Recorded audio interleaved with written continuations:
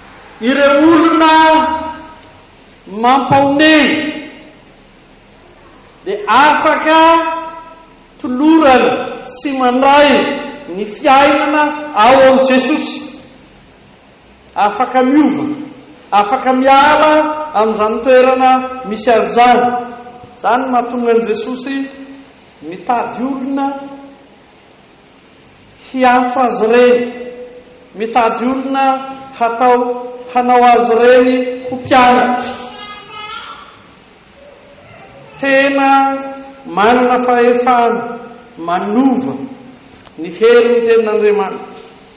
Ka noho zany mila hoentina makany amin'ireny olona mahanto, mahonena ireny ny tenin'Andriamanitra. Jesosy raha miteny hoe naonena azy ny olona dia tsy fitserana fotsiny zany,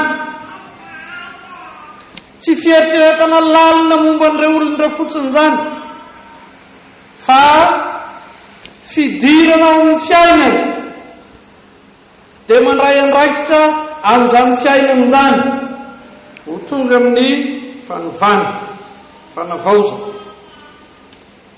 Eo izy ary Jesosy niantso ny mpianany 12 lahy eo aminy ka nanome azy fahefana hamoaka fanahy maloto sy hanasitrana ny aretina rehetra mba amin'ny rofony rehetra.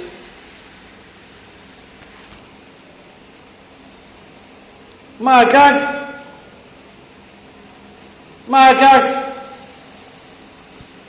raha misy manahirana ny olona dia ny hanesorana haingana ny tsilo ao amin'ny tenany.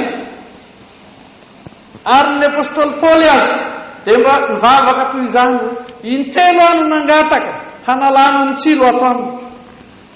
Maika mihitsy ny olona hitady fanasotranana, hitady fanafady. Tamin'ny herinandro rehefa nandeha namangivangy tany dia hoy ny fanontaniana: afaka mamoaka devoly ve? Fa misy zavatra mampitahotra anay amin'ny alina. Hita amin'i Jesosy reny ary mahonena amin'i Jesosy ny mahita olona toy ireny. Dia nomeny fahefana ny mpianatra hamoaka fanahy maloto. Dia nomeny fahefana ny mpianatra hanasitana ny aretina rehetra. Dia nomeny fahefana ny mpianatra mba hanala ny rofony rehetra. Ary ny rafozam-bavy ny Petera rehefa narary ny tasy dia tonga Jesosy nanasitrana azy. Ary Jesosy rehefa miteny tamin'ny mpianatra araka ny marika 4:12 dia hoy izy: zao famantarana izao no anarak'izay mino, hamoaka dia amin'ny anarako izy, hiteny amin'ny fiteny izay tsy mbola hainy izy, hamety tanana ny marary izy dia ho sitrana ireny. Tena zava-dehibe amin'i Jesosy ny mamoaka ny fanahy maloto, ny manasitrana ny marary. Fa raha toy izy anio araka ny Jaona 4:9 ohatra dia nanome sakafo azy izy, nanome mofo azy izy. Raha toy izy anio dia nampitsangana ny maty izy, na ny zanak'ilay mpitondra tena tao amin'ainy, na ny zanaka vavy Jairo, na Zakaiosy, Lazarosy azafady. Ary na izy tena ny aza nitsangana ny vely. Izany ity Jesosy honena ny mpanota mahantra ity, manafaka azy amin'ny fanahy maloto rehetra, manafaka azy amin'ny aretina rehetra, manafaka azy amin'ny fahampitrahana, amin'ny fahasairanana, amin'ny endrika samihafa. Mahagaga ho zany satria izany no tian'ny olona hatao amin'ny voalohany indrindra. Ary indro atao Jesosy tokoa zany.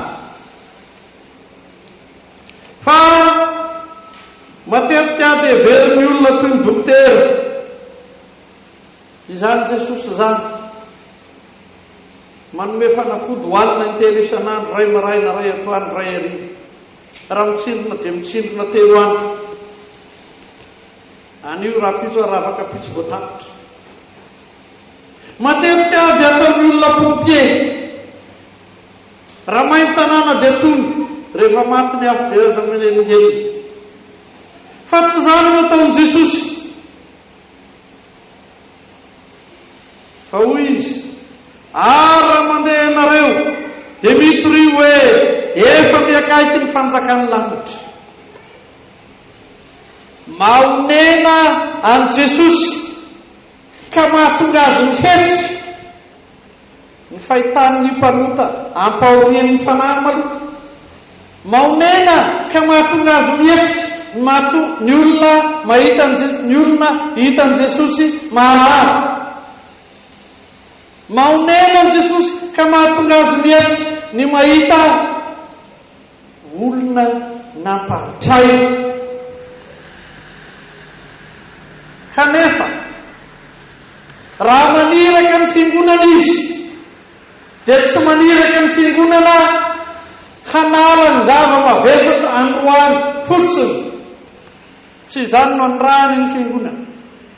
Fa raha maniraka ny fiangonana izy dia maniraka ny fiangonana hanala ny zava-mavesatra androany, ary koa sy indrindra hahatonga ny olona ho manana anjara amin'ity fanjakan'ny lanitra akaiky ity. Ary izay lazain'i Jesosy dia tsy hoe manana anjara amin'ny fanjakan'ny lanitra rehefa tongany, fa amin'izay lazainy hoe efa miakaiky ny fanjakan'ny lanitra dia manana anjara amin'izany fanjakana zany eto sy anivo, ary manana anjara amin'izany fanjakana zany rahatrizay. Hevero ny fitiavan'i Jesosy ny mpanota, manafaka azy ny fatorany fanahy maloto, manasitana ny aretina samihafa, manafaka ny rofony isan-karazany, manome sakafo ny nona, mampitafy lamba ny mangatsika, mampianatra ny bady. Fa amboniny zany rehetra zany, tena fikasany Jesosy ny mampiditra ny olona ao ny fanjakana ao an-danitra. Zany fanjakan'Andriamanitra zany eto sy anio, zany fanjakan'Andriamanitra zany rahatrizay, tiany hanana anjara amin'izany ny olona rehetra. Izany no nitiavan'i Jesosy ianao, izany no nandrany Jesosy fo taminao, izany no efa nanehoan'i Jesosy taminao fa honenanao izy. Ary zany koa no anirahan'i Jesosy ianao anio, zany koa no tsy amelan'i Jesosy ianao hipetrapotsiny.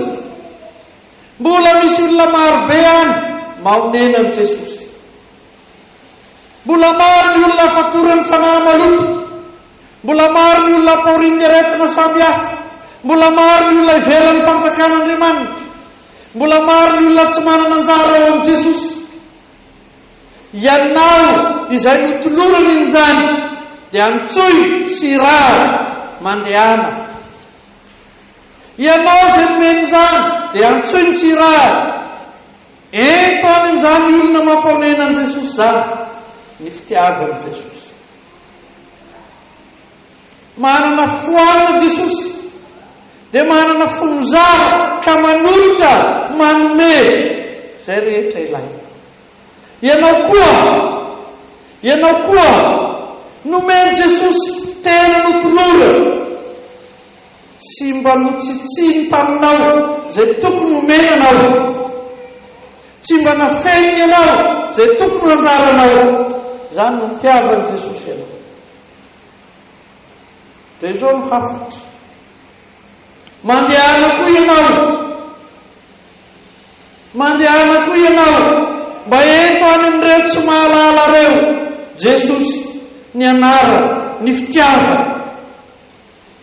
Mba omeo azy zany, mba hatolory azy zany. Ary zao nolazany ten'Andriamanitra.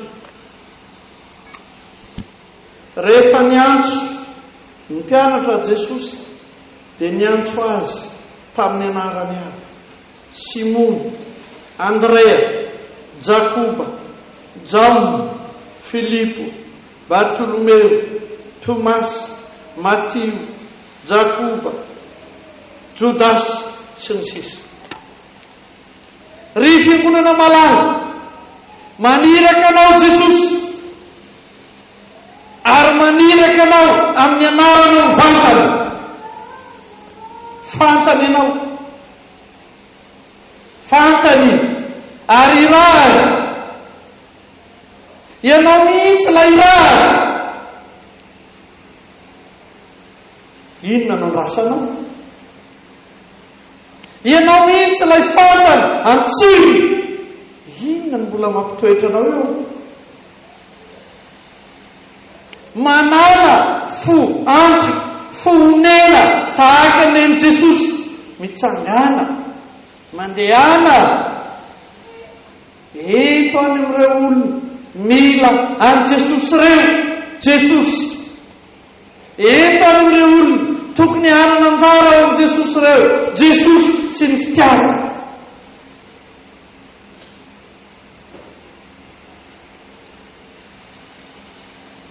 Mieritreritra angambo ianao hoe zany ve tsy anjaran'ny pastera, zany ve tsy raharahan'ny mpianatra, zany ve tsy raharahan'ny katekista?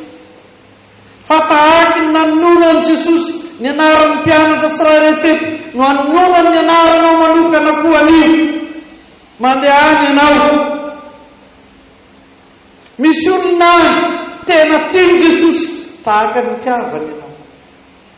Misy olona tiany Jesosy ho karakaray tahaka ny karakarany ianao. Mandehany ianao.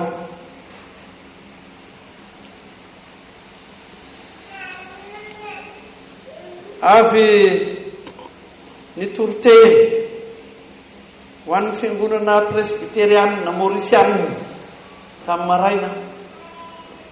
Dia avy nitoroteny ho an'ny fiangonana presbyterianina Malagasy. Zay vao tonga teto. Sao nolazaiko mazava. Sambatra ianao fa efa natao nahita ny Jesosy ny masonao. Sambatra ianao fa efa natao nandray ny Jesosy ny sofinao. Sambatra ianao fa natao manana ny Jesosy ao am-ponao, ao am-piainanao, manana ny Jesosy miaraka aminao. Fa jereo ande